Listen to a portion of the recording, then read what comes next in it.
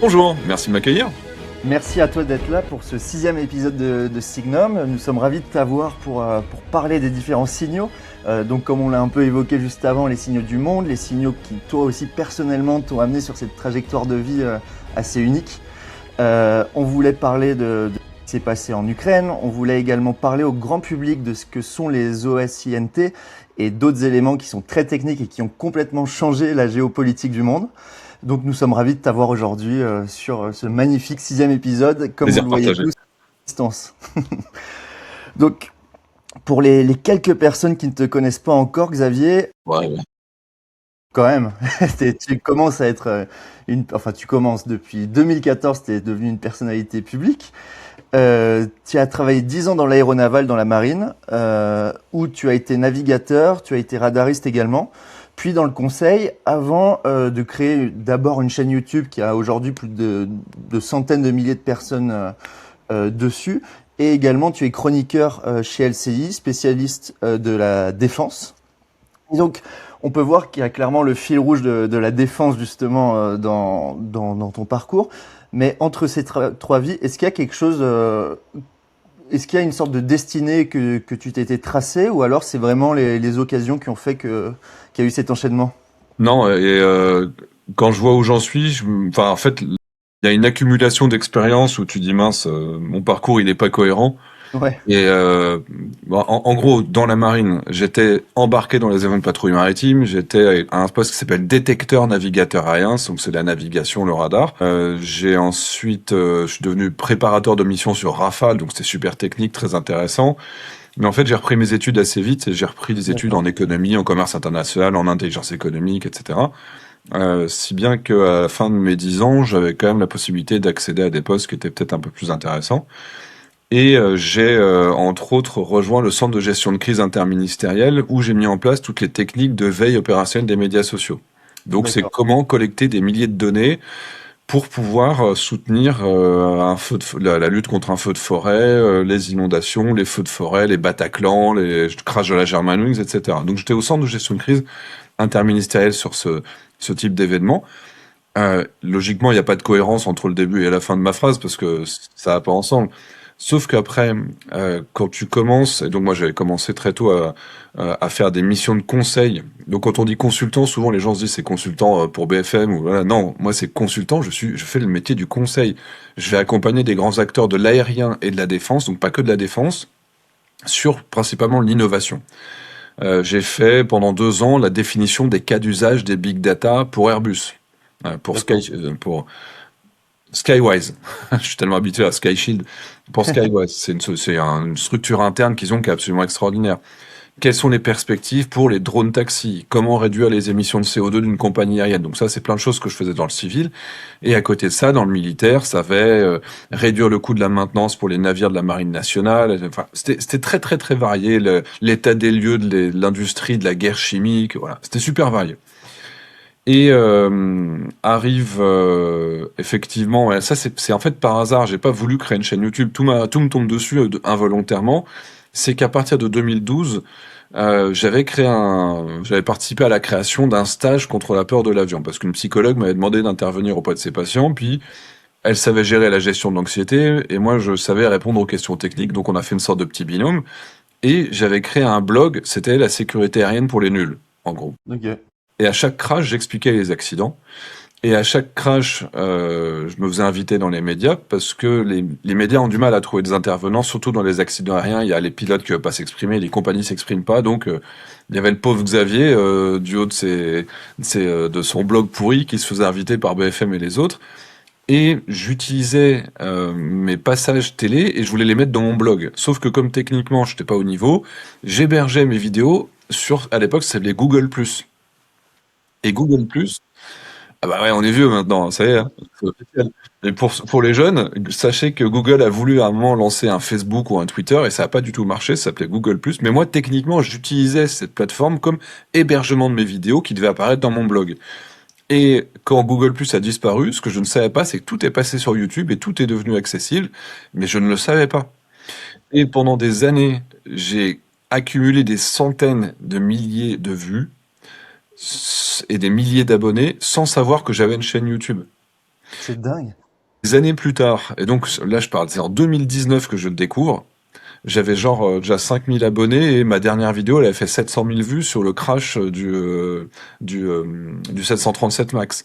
Et c'est un vrai YouTuber parce que je t'ai invité à... Parce que par contre, quand on intervient dans les médias et qu'on commente les résultats financiers de telle et telle marque, ils ont tendance à être, à être agréables avec nous, faut le dire de façon gentille.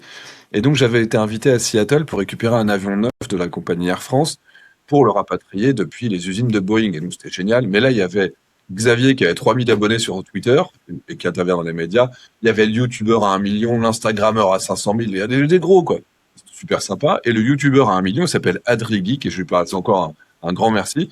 Euh, il regarde et puis il dit, mais en fait, ta dernière vidéo, elle a fait 700 000, c'est super. Je fais, c'est pas possible, j'ai pas de chaîne. Voilà. Et c'est comme ça que je suis devenu YouTuber. J'ai découvert que j'avais déjà une chaîne et plein d'abonnés. C'est dingue. Donc au final, ouais, c'était quelque chose de prédestiné en fait. Bah, C'était c'est le un peu comme destin l'a tout le fait à ta reste. place. C'est que j'ai pas, après, bon, je suis très engagé. Quand je fais Ouais, quelque chose, je défends l'aviation durable. Je défends l'aviation durable. Quand je fais pas semblant. Et quand la chaîne est là, au début, je fais une ou deux vidéos pour rigoler. Je fais 10 000, 20 000 vues, 50 000 vues. Je suis putain, mais c'est un truc de fou. Et puis YouTube commence à me filer de la thune.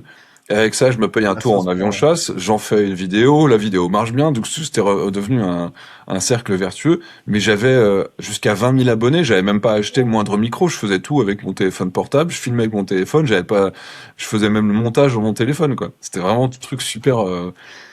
Ouais, maintenant, quand je regarde la qualité de ce truc de cette époque, mais, ouais, bon, bref, on se Ouais, marrait bien. faut jamais regarder ses premières vidéos, hein. C'est interdit. Et in fine, à partir de 2014, quand les Russes envahissent l'Ukraine, moi, du coup, j'explique dans les médias le MH17. C'est le fameux avion qui a été abattu par les Russes en juillet 2014, parce que c'était un avion civil qui passait dans la zone et les Russes abattaient tout ce qui passait dans la région. Et sauf que ce que je viens d'expliquer, qui est avéré, sûr, certain, qu'il n'y a pas de doute sur cette explication, les Russes essaient de faire passer un autre storytelling, que c'était les Ukrainiens qui avaient fait décoller un avion de chasse, qui avaient abattu l'avion civil, pour pouvoir faire accuser les Russes. Un truc qui tenait pas debout, techniquement Très ça tient russe. debout, c'est très très russe. Mais sauf qu'à l'époque, il n'y avait pas encore les vagues de trolls, etc. Et donc j'ai commencé à me taper des trolls et des comptes suspects. Et puis, comme j'insistais à défendre ce qui me semblait juste, mais techniquement, là, j'étais vraiment engagé techniquement sur expliquer qu'est-ce qui se passe dans un crash, quoi. Eh ben, ils font tomber mon blog. Il y a mon blog, vraiment, je reçois des attaques. J'ai demandé à un copain technicien, il me dit non, mais là, tu t'es fait flouder. Enfin, bref. Donc, je me fais héberger sur le Huffington Post. Puis, quand on m'énerve, quand on m'accuse, quand on m'attaque, c'est un peu con, mais bon, moi, je monte d'un niveau, Ouais, quoi. tu montes. Donc, je suis rentré en confrontation, en guerre de communication avec la Russie, à tel point que mes posts étaient de plus en plus pointus, mes analyses techniques étaient, je prenais des ingénieurs pour les faire avec moi, et même les ambassades d'Ukraine dans les pays francophones commençaient à partager mes posts. Donc ça devenait un Carrément. truc de fou, mais ouais. Et du coup, les Russes ont commencé à encore plus m'attaquer. Et à partir de cette époque-là, comme je travaillais au centre de gestion de crise interministérielle à la veille des médias sociaux, à chaque conférence, je finissais par donner un exemple de la désinformation par la Russie. Parce qu'ils ont plein d'exemples qui sont extraordinaires. Par exemple, il y en a un parmi d'autres, ils avaient prétendu que les Américains avaient collaboré avec l'État islamique et ils avaient officiellement sur le compte Facebook du ministère de la Défense russe, ils balancent des vidéos et ces vidéos sont des adaptations d'un jeu vidéo qui s'appelle Arma 3. Et encore aujourd'hui, c'est accessible sur leur page Facebook qu'ils accusent les Américains à partir d'images. Et la terre entière a fait un buzz. Oui, les Américains ont laissé passer les djihadistes à tel endroit. Oh là là, méchants Américains. Putain, mais c'est Arma 3, quoi. Voilà, donc ça, c'est un exemple. Et tous les ans, je donnais un exemple de ouf dans ce style-là. Et c'était assez rigolo. J'accélère. Avril 2021, les Russes commencent à préparer leur invasion. Je fais une vidéo qui s'appelle Préparation de l'invasion. Décembre 2021, j'explique pourquoi est-ce que c'est pas du bullshit et qu'ils vont vraiment envahir. Là, il y a l'ambassade d'Ukraine. T'étais convaincu à l'époque. Tu t'es dit, Quoi. Quand t'as besoin de poches de sang en grande quantité, on sait qu'ils vont envahir. Alors, je sais que c'était pas très populaire et que je prêchais un peu dans le désert, mais quand je dis en décembre, pour les arrêter, il faut qu'on mette, voilà, on met 100 chars, etc. On met 100 chars sur les frontières, on met des avions de chasse pour assurer la garantie de sécurité, que la France, je rappelle, s'est engagée à offrir des garanties de sécurité à l'Ukraine en échange de la rétrocession de ses armes atomiques. L'Ukraine s'est désarmée volontairement parce que la France, la Grande-Bretagne, la Chine, les États-Unis ont promis, et la Russie évidemment, ont promis de protéger l'intégralité des frontières de l'Ukraine. Donc je dis, bah, la France, on a un rôle vis-à-vis de l'Ukraine, c'est d'être présent là-bas. Donc moi, j'ai ce storytelling-là, parce que c'est juste juridique. Enfin, c'est un engagement moral en tous les cas. Donc l'ambassade d'Ukraine me propose de venir vérifier qu'effectivement c'est eux qui se font tirer dessus et pas le contraire. Et donc à la dernière semaine du mois de février 2022, je devais être dans les tranchées du Donbass. Et comme ça tombait les mêmes semaines que les vacances scolaires, et ben j'ai dit ben, je viendrai la semaine d'après. Là c'est les vacances scolaires, je vais aller faire du ski avec ma famille. Et puis ben voilà, a commencé la guerre telle qu'on la connaît. Oui, le 24 février 2022, pour rappel, c'était le vrai jour de bascule, puisque comme tu l'as dit, l'Ukraine est en guerre contre la Russie depuis 2014. Mais à partir de cette date, il y a eu vraiment une bascule dans l'intensité, et ça a été une guerre totale qui a été engagée par la Russie et qui n'a jamais vraiment cessé depuis. Bien sûr, alors là on en a un niveau d'intensité quand on a une armée qui perd à peu près 1000 hommes par jour. C'est une guerre de Énorme. très haute intensité. C'est les rythmes de perte de la Deuxième Guerre mondiale. Et on en est aujourd'hui à 500 000 morts et disparus dans l'armée russe et certainement autour de 200, 220 000 côté ukrainien. Et donc c'est 1,5 million d'hommes au total de pertes en comptant les prisonniers, les blessés graves, etc. côté russe. Et on doit s'approcher certainement des 600 000 côté ukrainien. Donc c'est une guerre de très haute intensité et c'est des choses. Je veux dire, j'ai pris plus de risques en allant en Ukraine que dans tout ce que j'ai pu faire dans l'armée, quoi. Il y a plus de journalistes qui sont morts en Ukraine que de militaires qui sont morts dans l'armée française depuis plusieurs décennies. Donc quand on dit de guerre de haute intensité, c'est inimaginable, quoi, d'un point de vue de militaire français. Est-ce que tu penses que le français ou l'Occident moyen a conscience de l'intensité de cette guerre? Non, parce que même quand on y va, on est surpris à chaque fois. Le, on est en ville, il y a les bombes planantes, on entend la bombe planante qui tombe sur l'immeuble deux blocs plus loin, et nous on est dans notre lit, et ça, comme c'est toutes les nuits et que c'est normal, on y prête plus attention, et puis il y a 6 morts, et puis on descend même plus dans les abris parce que enfin c'est invraisemblable, quoi. T'es en ville, tu te fais poursuivre par des drones kamikazes, tu vas sur le front. Bon, sur le front, à la limite, c'est normal que ce soit la guerre, mais le plus choquant, c'est le rythme. C'est qu'il n'y a pas. Et là, j'ai fait des stats parce que j'ai passé des jours et des jours vraiment en ligne de contact. Il n'y a pas une minute sans qu'on entende un drone. 24 heures sur 24. Il n'y a pas 5 minutes sans qu'on entende une explosion d'artillerie. Et c'est un front qui fait pas loin de 1000 kilomètres de long, quoi. Donc c'est en permanence qu'on a tout ça. Il n'y a pas une journée sans qu'il y ait une alerte aérienne. Mais ce qui est le plus étonnant, c'est que sur les arrières, les gens s'adaptent et les gens continuent à vivre. Moi, c'est les trucs au début, les premières fois que j'y ai été, je pensais trouver un peuple qui était terré dans sa cave et qui sortait pour acheter 3 pommes de terre et qui... Alors qu'en fait, mes potes, ils revenaient du front et puis ils allaient en boîte à kiff et puis ils allaient dans des restos normaux, puis le lendemain, ils retournaient dans leur ligne de contact et il y a un Ukrainien qui m'a dit une fois, et je trouve ça génial comme phrase, c'est on vit comme si on allait mourir demain et on se bat et on construit comme si on allait vivre toujours. Putain, C'est la phrase elle est géniale, tu vois. Et ça, c'est vraiment très proche de l'esprit ukrainien tel que je le vois. C'est que ils sont, enfin, ils ont une unité, une volonté commune, un partage, une empathie. Ils se sentent empreints de quelque chose qui les dépasse, ils font partie d'une communauté, mais vraiment tout le monde. Que tu vas dans une maison de retraite, il y a les petits vieux qui sont en train de tisser des fils, des câbles pour faire pour le front. des drones. Tu vas enfin, partout où tu vas, les gens sont tournés pour soutenir leur armée, pour éviter que eux-mêmes subissent ce que les pauvres habitants des zones occupées subissent aujourd'hui, parce qu'il y a beaucoup de retours, malheureusement, sur ce qui se passe là-bas. Donc, comme on l'a dit et aussi comme on l'a vu avec ce que tu nous as échangé, tu es l'une des voix qui porte le plus sur la cause ukrainienne en France. Est-ce que au-delà des attaques que tu as eues sur ton blog, tu as ressenti des attaques frontales ou non de la Russie, ou du moins est-ce que tu te sens suivi dans ce que tu fais? Déjà soutenu, c'est une certitude. Oui. Soutenu par la communauté, des gens qui comprennent qu'il y a un pays agressé et un pays agresseur. Et donc ça a été très fort, notamment au début, en 2022, quand j'ai demandé, à l'époque j'avais peut-être 300 000 abonnés, Et j'ai demandé à ma communauté, notamment sur Discord, de participer à la veille. Ce que je faisais pour le centre de gestion de crise, le On en COGIC, reviendra, ouais. eh ben, j'ai demandé à ma communauté de m'aider à structurer une veille opérationnelle. Quels sont les ponts cassés, où les Russes sont arrêtés, etc. Et donc déjà, j'ai vu des milliers de personnes qui ont voulu contribuer à ce mouvement que je coordonnais avec mes élèves de l'école de guerre économique, ils étaient team leaders, etc. Donc ça, c'était super. Donc le soutien, il a été très fort, très rapide. Et ensuite, qu'est-ce qui fait peut-être que j'ai été un peu plus visible que ce qui aurait été légitime de par mon grade, par rapport à des généraux, etc. C'est que déjà, on n'était pas très nombreux en avril 2021 à expliquer que ça allait venir. Et quand c'est arrivé, j'avais 2 semaines avant, j'ai fait une vidéo dans laquelle je donne le plan et je dis pourquoi ça sera difficile pour les Russes. Et au début du conflit, parce que j'ai des remontées d'informations que aucun média n'est capable de structurer, parce que j'ai des milliers de bénévoles, eh ben je sais dire non, non, non, les Russes, ils vont pas gagner. Et dans les médias, tout le monde disait c'est bon, dans 2 semaines, Kiev est prise, enfin 2 semaines, l'Ukraine s'effondre. Là, dans 3 jours, Kiev est prise. Mais moi, je savais non, ils ont subi un revers ici. Ils ont donc déjà dans les médias au début, ils m'ont invité en disant bon bah lui c'est un doux rêveur. Il est gentil, mais bon bah, voilà, il est là, mais il a quand même pas mal d'informations de terrain, donc c'est intéressant.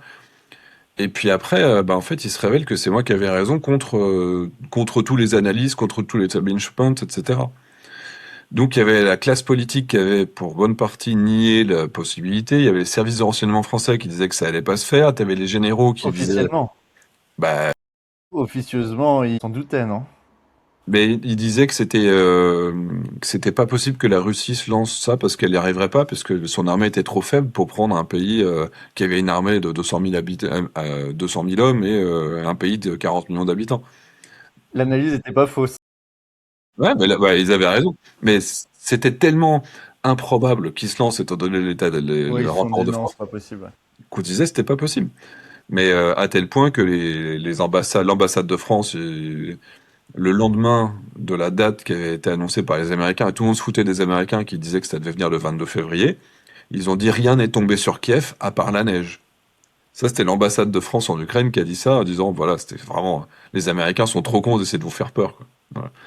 Et parce qu'ils avaient les renseignements français qui leur disaient non, mais ça arrivera pas. Ça arrivera pas. Mais le truc, c'est que cette vision, cette position un petit peu particulière a fait que j'ai pris beaucoup plus de visibilité que ce qui aurait été légitime. Et maintenant, pour passer sur les attaques que j'ai subies, alors là, par contre, ils sont très structurés, les Russes. Par exemple, j'avais cette vidéo que j'ai fait en février 2022, dans laquelle j'explique que les Russes vont attaquer et de quelle manière ils vont attaquer. Elle est massivement dénoncée en tant que vidéo de propagande et de désinformation par des centaines de bots russes. Et cette vidéo est déprogrammée. Ils arrivent à les faire. En fait, ils ont réussi plusieurs fois à faire partir mes vidéos en dénonçant qu'elles étaient interdites aux moins de 18 ans. Mais même des interviews sur le plateau du Figaro, si tu veux. Ils mettent ça interdit aux moins de 18 ans parce qu'ils sont nombreux à signaler de la violence, alors qu'il n'y a rien de violent dedans. Mais comme ils sont très nombreux à le faire, tu peux dire, faire appel en disant, mais non, mais il n'y a pas de violence. Les Russes, enfin les pro-russes, désignent cette vidéo comme étant violente. YouTube l'a fait interdite aux moins de 18 ans, donc toute une partie de la population qui regarde YouTube sans être connectée à son compte ne peut plus y accéder. Enfin, ça réduit vachement l'audience. Il démonétise des vidéos, ce qui fait que je peux plus payer mes monteurs. Enfin, ils vont vraiment réussir à s'organiser pour réduire la parole que j'avais. Et des vidéos où je dénonce la future invasion, qui sont désignées comme étant de la désinformation, c'est ça qui est le pire, c'est qu'ensuite, quand je dis à YouTube, voilà, ils ont envahi, quoi. Remettez ma vidéo qui avait fait plus d'1 million de vues. Remettez ma vidéo. La vidéo a été rétablie en mai 2026. Ils ont mis 4 ans à réaliser que ma vidéo n'était pas de la désinformation. Mais c'est-à-dire que apporter de l'information, de l'analyse technique qui se révèle cohérente, juste parce qu'en face ils sont bien organisés, structurés, tu peux perdre réellement ta visibilité sur plein de médias en même temps, les attaques dans les médias, etc. Et après, les attaques physiques, ça je peux pas dire j'en ai subi. Je sais qu'ils ont cherché à mettre une fille dans les pattes parce que ça a pas marché, c'était assez rigolo. Mais à part cette tentative-là, ouais, bien sûr. Ah bah, c'était il y a 4 ans, jour pour jour. Enfin, jour pour jour. Au mois de juin 2022, je donnais une conférence au salon Eurosatori. Ok. Traditionnellement, je dis pas où est-ce que je suis, j'annonce pas mes déplacements. je fais mes vidéos en Ukraine et je fais des shorts en Ukraine quand je suis déjà revenu. Voilà, j'essaie de limiter. Mais là, je donnais une conférence, donc forcément, on savait que j'étais là. Et je devais tourner une vidéo avec Airbus à 15 heures, quoi. J'étais à la bourse, je pars de mon stand Air et Cosmos, à l'époque, je travaillais chez eux. J'étais rédac chef digital d'un magazine qui est spécialisé sur la question aéronautique, Air et Cosmos. Donc, je Qui pars est du le stand. spécialiste. De quoi? Qui est le spécialiste de ces questions. Ouais, bah, bon, non, il y en a plein, mais en tout cas, je suis un des plus visibles. Et donc, je marche vers le stand d'Airbus où j'ai rendez-vous dans 5 minutes. Et donc, je suis déjà en train de caler ma caméra. Mais ça fait très film quand je le raconte, mais c'est ce que j'ai vécu. Et il y a une fille, enfin, je regarde ma caméra et il y a quelqu'un qui me bouscule. Et c'était une fille qui laisse tomber une liasse de papier, il y en a un peu partout. Arrête. Mais c'est très bullshit comme ça, mais bon, je commence un petit peu à l'aider à ramasser ses papiers, mais très tactile. Elle pose sa main sur la mienne, etc. Elle était jolie. Et puis elle me dit, ah, je vous reconnais. Bon, les trucs de base, sauf que moi, des gens qui me reconnaissent sur un salon de l'armement, si tu veux, c'est pas vraiment une surprise. Donc je l'envoie un peu chier. Puis j'ai rendez-vous dans 2 minutes avec un colonel pour présenter l'hélicoptère H-160 sur le stand d'Airbus. Et elle commence alors que moi je dis allez salut, et elle commence à m'accompagner alors qu'en fait elle était en train de partir de l'autre côté normalement. Elle commence à m'accompagner et là je regarde son visage parce que qu'est-ce que tu veux quoi, pourquoi tu me suis comme ça? Et là elle me regarde, elle se rend compte que ce qu'elle fait n'est pas naturel, elle se mord la lèvre et je la vois dire merde. Et je la vois le dire, donc en plus t'es pas du tout une pro accessoirement.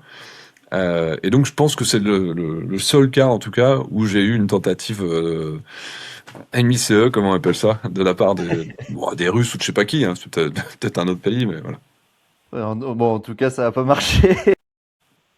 Bah, du coup, tu as déjà répondu à la question, mais j'allais te demander si quand tu vas en Ukraine, tu te sens comme une cible, mais en fait, tu ne communiques pas, ou je suppose que tu limites, en bon ancien militaire, toute communication ou signaux qui montrent que tu vas aller en Ukraine. Non, déjà, je l'annonce pas, je ne donne pas de rendez-vous à part des personnes très précises.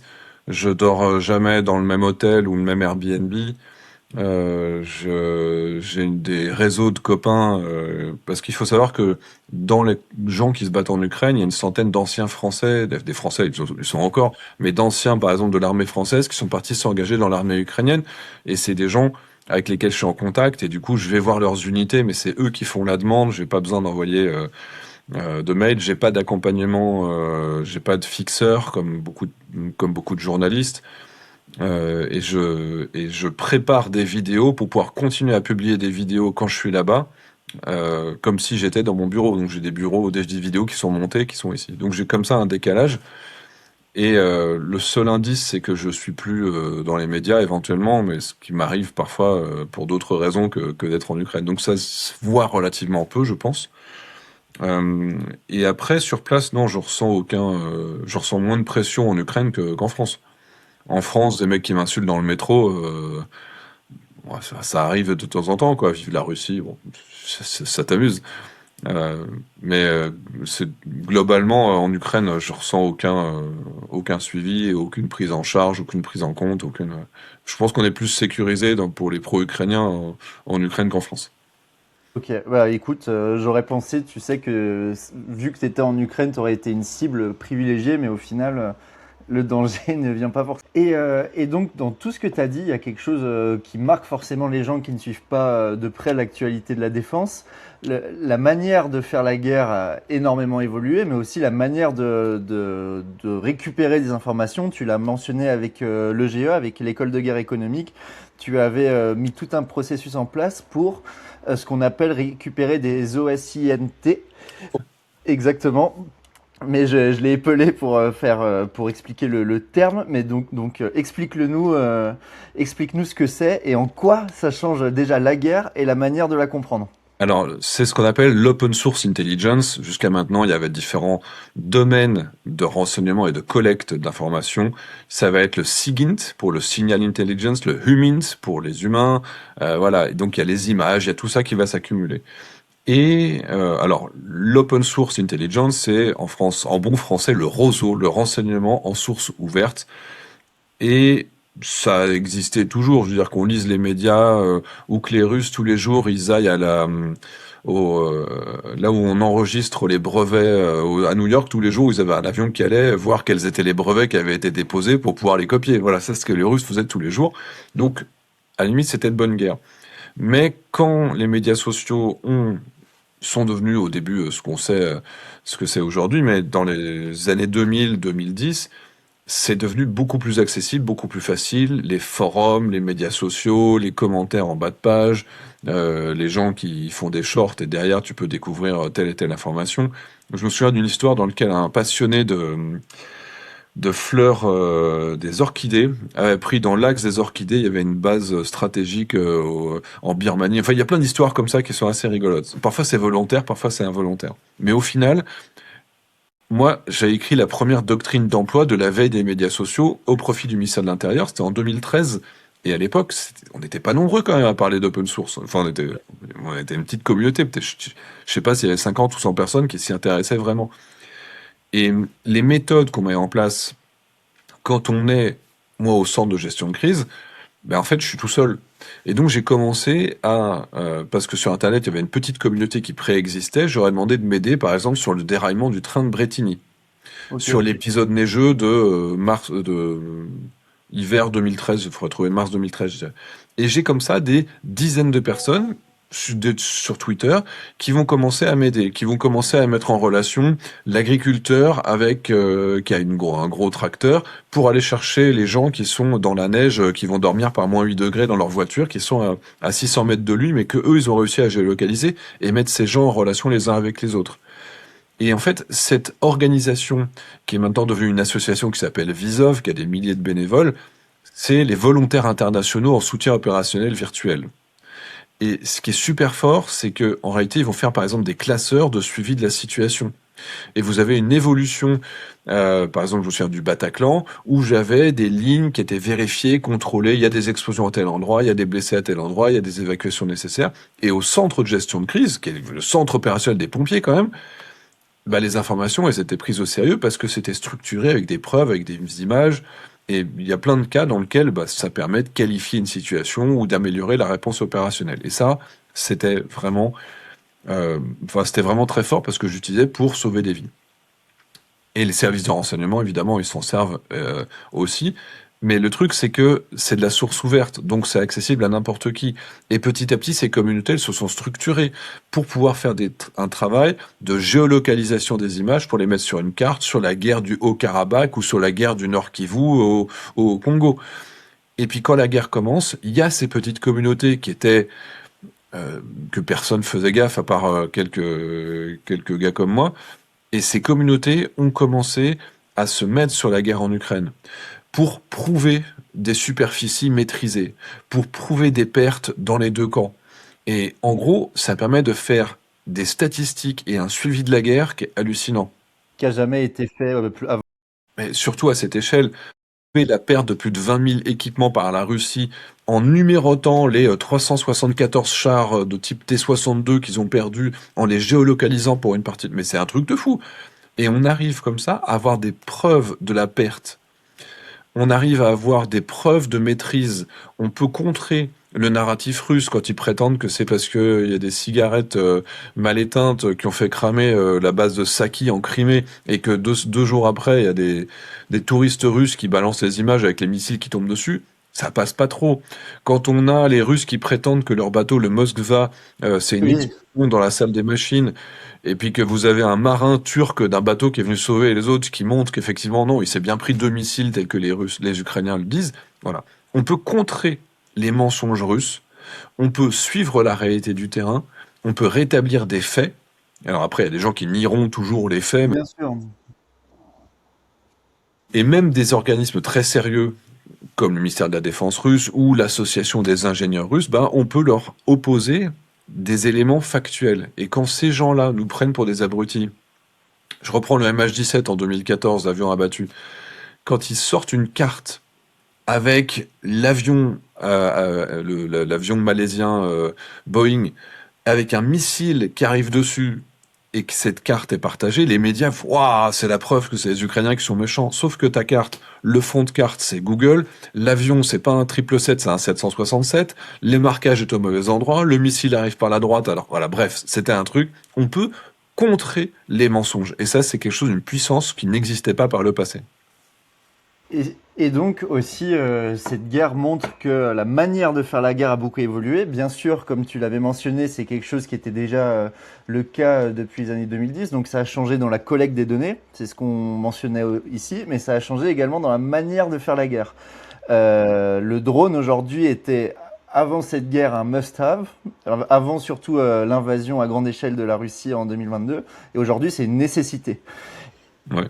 Et en fait, le truc, c'est que c'est aussi une guerre collaborative. C'est-à-dire que de la même manière qu'on peut se structurer et s'organiser pour faire remonter de l'information, les Ukrainiens et la communauté qui les soutient peut se structurer pour aider l'armée ukrainienne à répondre à l'agression russe. C'est-à-dire que quand on voit des bonnes pratiques, quand on voit des méthodes, quand on voit les imprimantes 3D, etc., eh bien, il y a des armées de l'imprimante 3D et des milliers de personnes en Europe qui vont imprimer des pièces détachées pour envoyer ces pièces. Et moi, par exemple, ma communauté, je les ai mises à contribution et on a envoyé des centaines et des milliers d'embouts de périscopes pour que les gars dans la tranchée ils puissent regarder dehors sans sortir la tête. Bah, ma communauté a sauvé des vies de cette manière-là. Donc ça, c'est le genre d'effort que tout le monde peut faire de manière complètement collaborative. Mais du coup, il y a eu du ciblage qui s'est fait de manière open source. Et ça a commencé même avant cette guerre-là. Ça a commencé sur 4chan, qui était un forum américain qui est assez connu dans la communauté des geeks, et qui ont commencé à partir des images d'égorgement collectif de l'État islamique, à partir des arbres qu'on voyait dans le désert, ils arrivaient à géolocaliser l'endroit, et ça permettait d'aller faire des actions de terrain ou de cibler des forces, etc.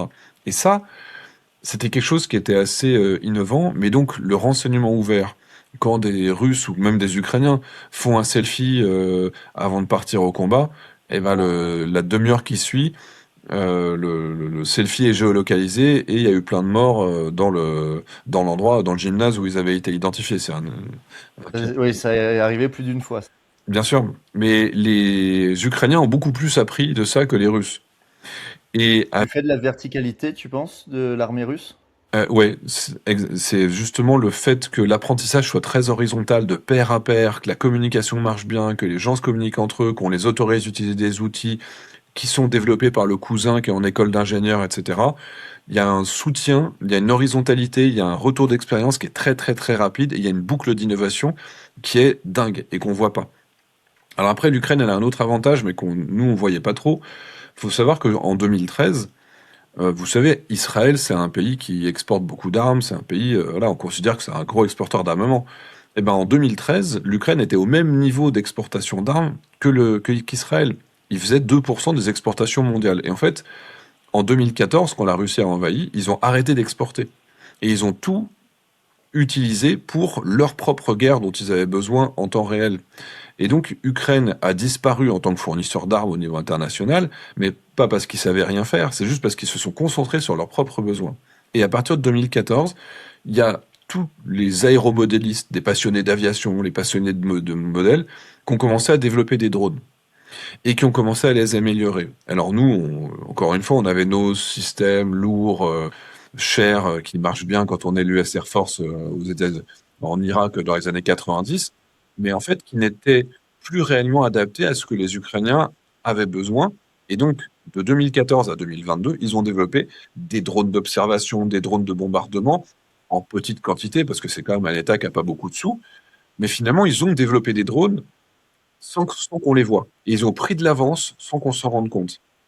Et vous vous souvenez peut-être en mars 2022, il y a eu toute une colonne avec des milliers d'hommes, des centaines de véhicules qui étaient en embouteillage les uns derrière les autres, qui essayaient d'attaquer Kiev et qui étaient sur une route tous bloqués.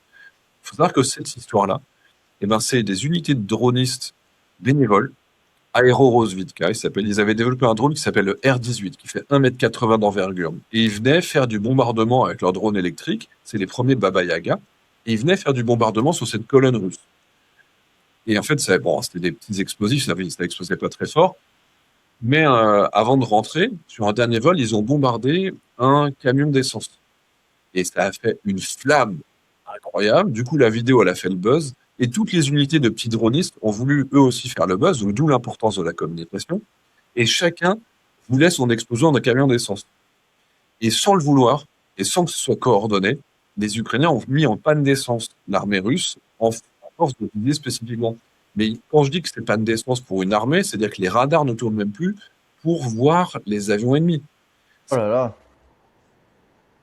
Ukrainiens qui se permettaient d'aller striker cette colonne qui était à l'arrêt, qui était bloquée.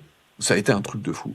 Et donc le drone, il y a un autre cas que j'ai envie de donner, c'est la bataille de Brovary. Quand les Russes ont réussi, après beaucoup de difficultés, donc ils étaient quasiment en train de prendre l'ouest, par l'ouest, ils avaient déjà encerclé Kiev, mais ils n'arrivaient pas à fermer, ils n'arrivaient pas à prendre l'autre côté. Et donc ils sont arrivés à Brovary, qui est une ville qui est à l'est de Kiev. Il y a un gamin de 14 ans qui avait un drone d'observation chinois qu'on achète à 1000 balles, hein, et qui a vu que les Russes étaient à une dizaine de kilomètres, et à côté de sa maison, il y avait les artilleurs ukrainiens, et il leur a dit, regardez, regardez, les Russes sont juste là, et c'est lui qui a désigné les cibles, et ils ont réussi à arrêter la colonne de chars de Brovary parce qu'il y a un gamin de 14 ans qui avait un drone. Cette histoire, elle est super connue, mais c'est représentatif de plein de choses. Mais du coup, tout le monde a commencé à acheter des drones, toutes les unités. Et même s'ils avaient moins de puissance de feu, parce qu'ils ont moins de pièces et moins d'obus à tirer, eh ben, chacun de leurs coups, il était plus efficace. Plutôt que de faire des reconnaissances à pied dangereuses, c'était un drone qui faisait la reconnaissance. Et ça, c'était interdit dans l'armée russe. Ils n'avaient pas le droit d'utiliser du matériel qui n'était pas certifié, qualifié, etc. Donc, cette volonté, et je finis avec ça, cette volonté d'avoir plein de monde qui contribue à un effort collectif en s'autorisant les bonnes méthodes du civil et que ça passe pas par l'état-major pour valider la bonne idée que mon cousin a eue dans son école d'ingénieur avec ses copains, et ben c'est ça qui fait qu'ils ont réussi à tenir et c'est ça qui fait qu'ils avaient déjà pris de l'avance dans le domaine des drones. Et donc, cette montée en puissance continue, Ah bah et aussi cette montée en puissance, qu'elle soit militaire ou aussi en communication. Donc là, cette semaine, la Russie a réussi à bombarder avec des drones Saint-Pétersbourg, qui est quand même, on le rappelle, très très très loin c'est le contraire, c'est de... l'Ukraine qui a bombardé Saint-Pétersbourg. Pardon, excuse-moi. Donc l'Ukraine a bombardé très loin des lignes Saint-Pétersbourg, puisqu'il y avait un forum économique présidé par Vladimir Poutine. Donc aujourd'hui, l'Ukraine arrive à aller en profondeur loin du front, c'est une capacité très importante puisqu'elle a un impact sur l'opinion publique. Est-ce que tu penses qu'aujourd'hui, l'Ukraine est de loin l'armée la plus forte d'Europe, ou en tout cas Ah, la plus agile? d'Europe, il n'y a aucun doute. Alors, déjà, l'Ukraine a une armée de la taille de toutes les armées d'Europe réunies. Sachant que chacun de ces hommes sont réellement aguerris, sachant que ils ont des armements que nous n'avons pas et qui sont adaptés à la guerre de haute intensité. Je vais donner on parle des drones.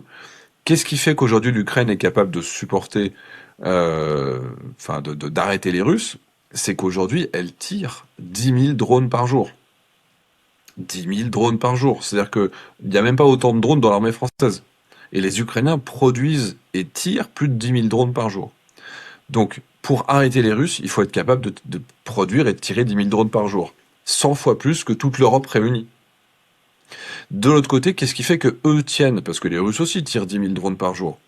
Eh bien, tous leurs équipements sont blindés avec des surblindages. Tous leurs véhicules, même des véhicules civils qui se rapprochent du front, ont des brouilleurs sur le toit. Tout le monde est entraîné avec des fusils à pompe à intercepter les drones kamikazes. Ils ont des méthodes de destruction des drones d'observation ennemis que personne n'a. Pour pouvoir, parce que si vous n'avez pas un drone d'observation ennemi, vous pouvez sortir la tête, vous pouvez faire de la logistique, vous pouvez sortir votre pièce d'artillerie, mais si, quand vous sortez votre pièce d'artillerie, il y a un drone ennemi qui risque de vous voir, voilà. Donc ces méthodes de chasse anti-drone, de protection contre les attaques de drones et d'attaque, c'est simplement les seuls qui les ont. Même les Américains, personne ne les a. Donc les Ukrainiens font la course en tête et les Russes essayent de les rattraper. Les Russes ont fait des mauvais choix techniques en partant, par exemple, sur des drones pilotés par fibre optique, ce qui fait qu'ils ont... aujourd'hui, c'était pas la meilleure solution, mais c'est la seule que les Russes ont réellement voulu industrialiser à partir de la fin de l'année 2024. Donc, un exemple concret, c'est quand les Ukrainiens sont intégrés dans nos exercices de l'OTAN. Et je connais certains des combattants ukrainiens qui ont fait partie de ces exercices de l'OTAN, l'exercice Hedgehog qui a eu Oui. lieu à la fin de l'année 2025, dans lequel vous avez un petit groupe d'Ukrainiens à qui on a dit, bon, vous allez participer à l'exercice, voilà, armée de terre, mais on vous interdit les drones kamikazes FPV parce qu'on sait pas faire. Bon, déjà, ça commençait, on leur interdisait les méthodes réelles de combat parce qu'on sait qu'on sait pas faire. Donc, dans l'exercice, on leur mettait déjà une main dans le dos. Et donc, ils avaient juste des drones bombardiers. Et on leur a dit d'y aller mollo. En une matinée, ils ont détruit 2 bataillons entiers de l'OTAN. Ils ont détruit totalement. Et on leur a dit, en fait, faut arrêter, quoi. Parce on peut pas faire notre exercice face à vous. On les repère pas. On n'a pas même de capteur pour savoir qu'on est survolé. Parce que quand c'est à 2000 mètres, on les voit pas arriver.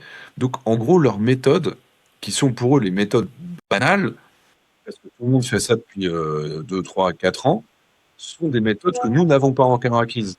Et quand ils nous disent, bah, vous progressez tactique les uns derrière les autres, derrière un char, en croyant que vous êtes protégés derrière le char.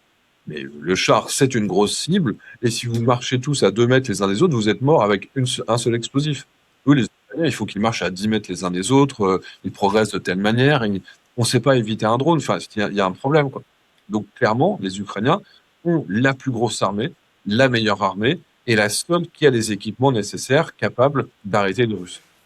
Est-ce que tu penses que les armées de l'OTAN ont conscience de ce retard? Et est-ce qu'il y a il y a des choses qui sont faites pour le combler? Conscience, oui, parce que bah, notamment il y a ces retours d'expérience avec les exercices, avec des visites sur place, donc on fait énormément d'efforts, on augmente les budgets, mais on augmente les budgets dans un environnement qui continue à répondre à des normes de temps de paix.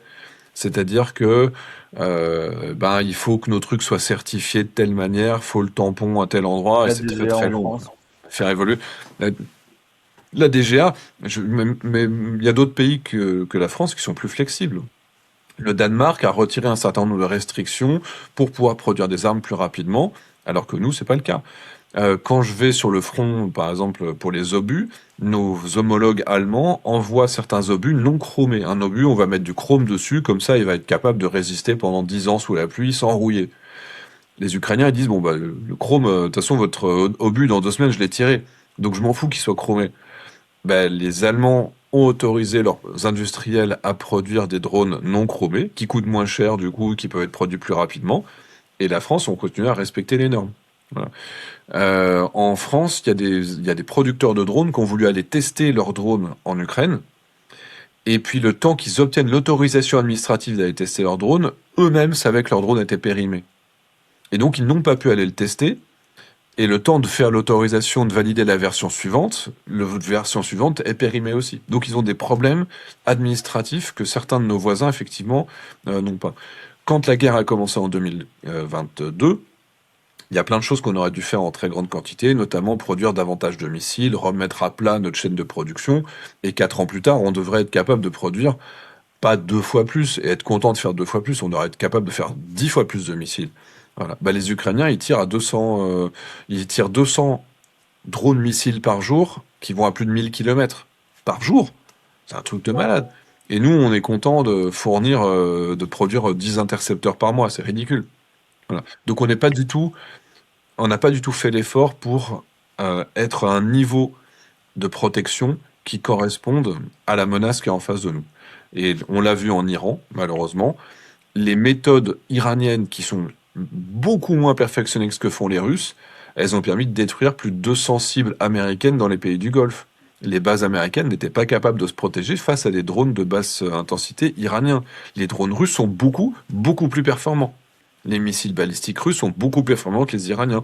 Mais les Russes, bah, ils produisent 200 Shahed par jour, et les Iraniens beaucoup moins.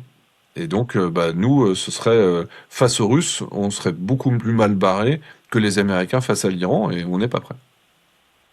Et on le sait, je veux dire, on le sait, il y a des travaux, on essaye d'avancer, mais ça prend un temps infini, il faut être clair. Comment est-ce que tu vois la suite de la guerre en Ukraine? Alors aujourd'hui, bah, le front il stagne depuis, ça fait 2 ans et demi que le front il bouge quasiment pas. Alors en ce moment, c'est plutôt les Ukrainiens qui reprennent Ils du terrain, reprennent du terrain, ouais. qui libèrent 200 km². Ça se fait tellement dans l'épaisseur du trait, c'est pas ça qui bouscule le champ.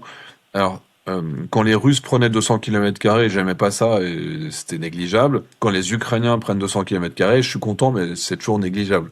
Donc sur le front, aucun des deux camps ne va remporter une victoire militaire. Les Russes, à la vitesse actuelle, il leur faut encore plus de 2 ans pour conquérir juste le Donbass. Donc c'est juste pas possible techniquement de continuer à perdre 1000 hommes par jour et de pas progresser.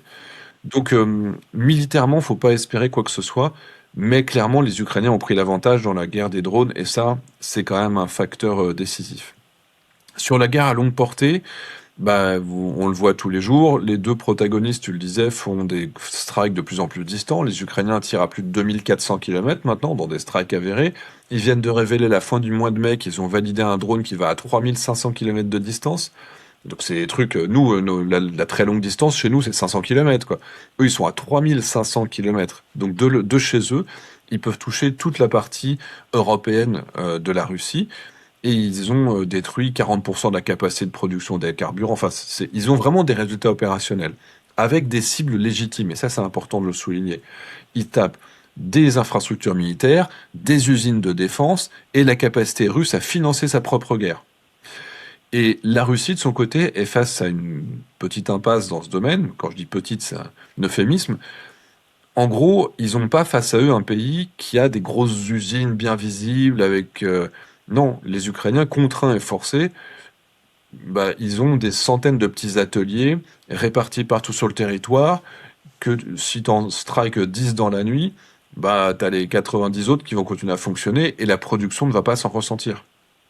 Les Russes, c'est des usines cathédrales qui datent de l'époque soviétique, et puis quand tu détruis l'usine qui produit la fibre optique, eh ben, les Russes ont plus de fibre optique et ils doivent retourner vers les Chinois. Et les Chinois multiplient par 3 leurs tarifs parce qu'ils deviennent monopolistiques. Donc ça, c'est ce qu'on a vu par exemple au mois de février avec la fibre optique côté russe. Et donc le désavantage pour les Russes, c'est qu'ils peuvent pas mettre à mal la production ukrainienne parce qu'elle est trop décentralisée, elle est beaucoup trop résiliente, qu'il n'y a pas de cible économique qui soit visible, puisque les Ukrainiens ont un soutien international, notamment européen, basé sur les avoirs russes gelés qui permettront de les financer. Donc ils ont reçu 90 milliards.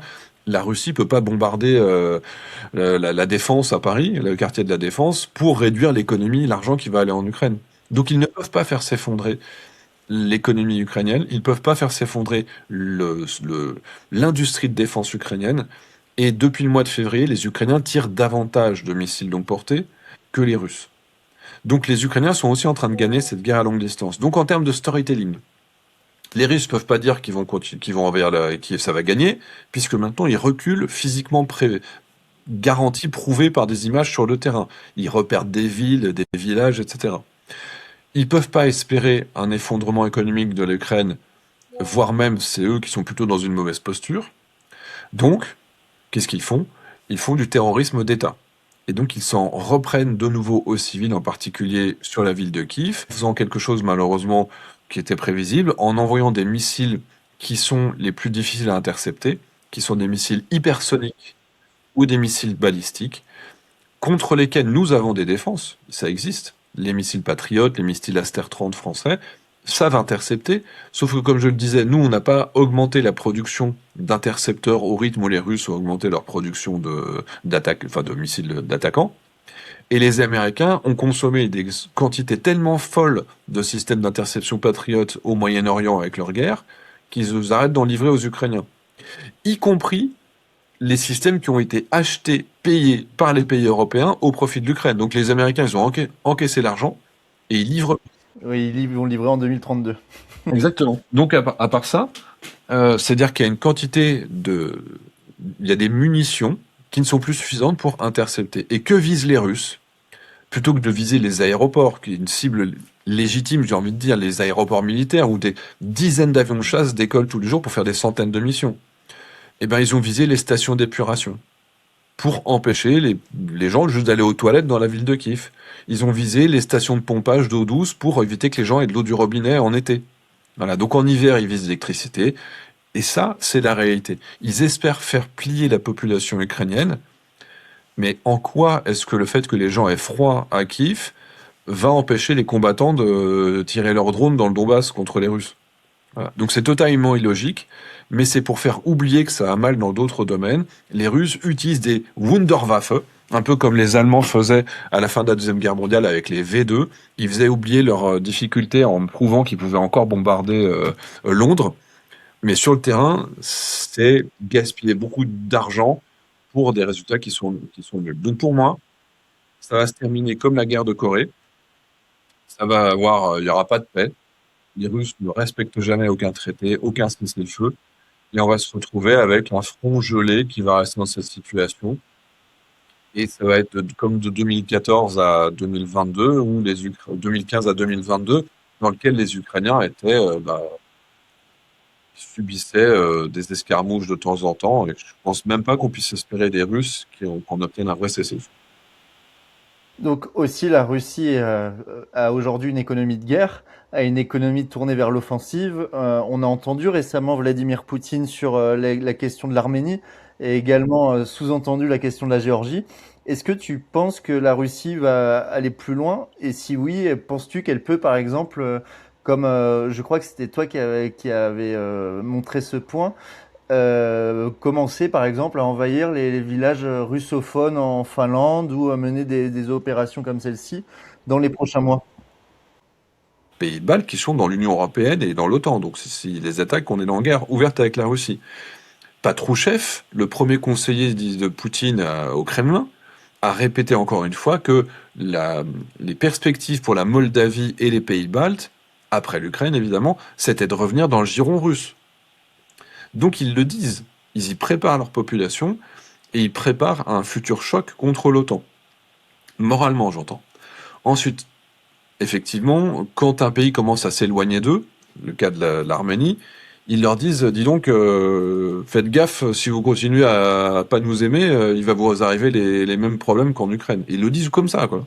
Donc il y a tous les pays, et c'est pas spécifiquement européen, le Kazakhstan a conclu des accords de défense avec la Chine, tournés contre la Russie. Donc c'est pas le méchant OTAN qui progresse, c'est la Russie qui fait tellement peur à ses voisins que tous ses voisins s'organisent pour se préparer à se défendre contre elle. Mais les Russes, eux, ne changent pas d'opinion. Donc, typiquement, les Russes, ils construisent aujourd'hui des baraquements. Ce qui se passe avec l'Ukraine, pourquoi est-ce qu'en avril 2021, je pouvais faire des vidéos qui disaient qu'ils allaient attaquer? C'est parce qu'on voyait effectivement qu'ils étaient en train d'encercler l'Ukraine, qu'ils déployaient des forces, et pas que des forces pour des exercices. Sauf que face aux pays baltes, ils construisent physiquement des baraquements sur place qui sont à 2 heures de route de la frontière. Et donc ils vont sur place stationner potentiellement des dizaines, des centaines de milliers d'hommes. On n'aura pas des mois de préavis à voir les Russes s'accumuler dans la zone puisqu'ils seront déjà sur place. Et ils claquent des doigts, le matin ils décident d'envahir, l'après-midi ils sont sur nos frontières. Et comme je le disais tout à l'heure, alors attention, on est solide, on a du monde, on a des avions de chasse, on a des bateaux, on a des missiles. Ce sera pas facile. Mais je pense que la réalité du terrain fait que les Russes aujourd'hui sont en mesure de prendre une ville comme Narva. Voilà, ils sont en mesure de prendre les villes qui sont le plus sur la frontière. Et est-ce qu'on va les laisser faire? Est-ce que matériellement déjà, est-ce qu'on est en mesure d'arrêter une invasion de Narva? Et puis si on laisse faire, jusqu'où ils vont aller?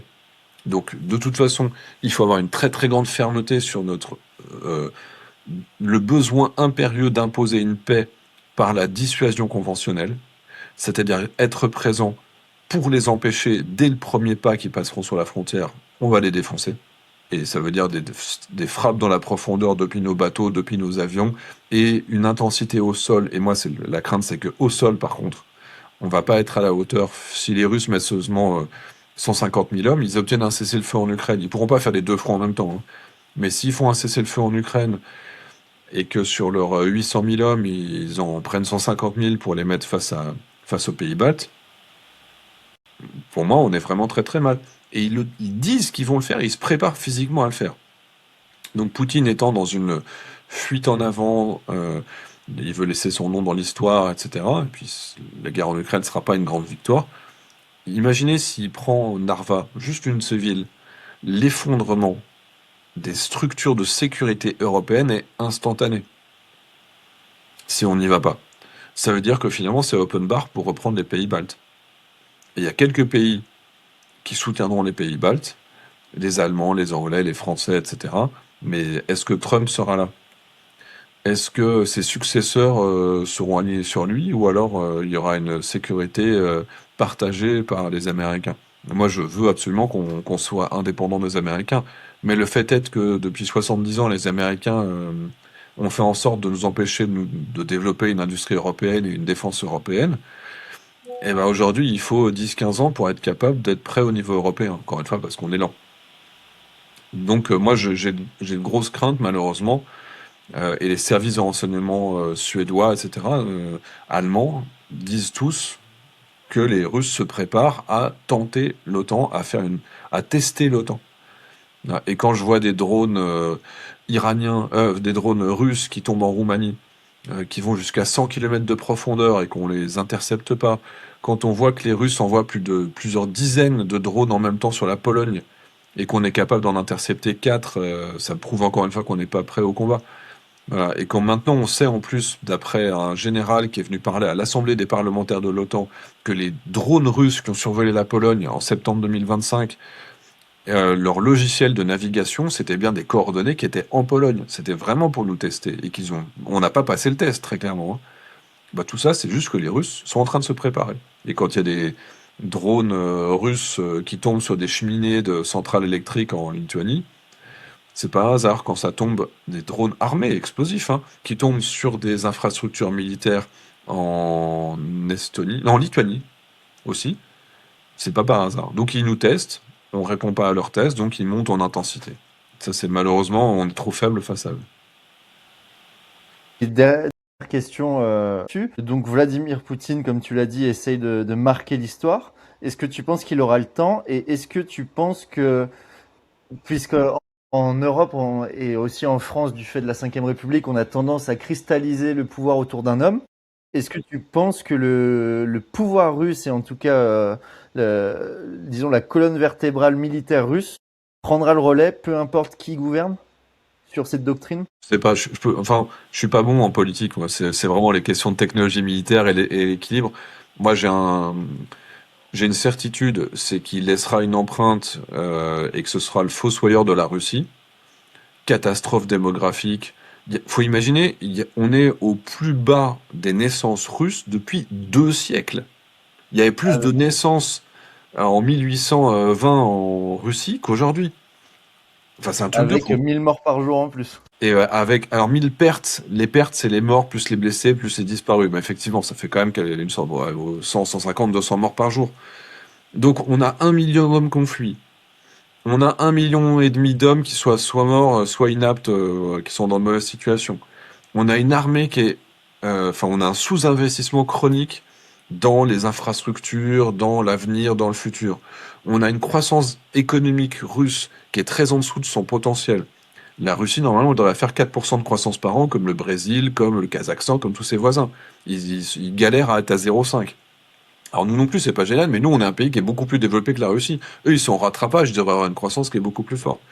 Donc pour moi, enfin ça c'est le sentiment, euh, Poutine sera perçu dans 50 ans comme le fossoyeur de la Russie. La Russie va, malheureusement pour elle, n'a pas choisi d'être amicale avec ses voisins et d'avoir des bonnes relations de voisinage comme on peut l'avoir avec la Belgique ou l'Espagne.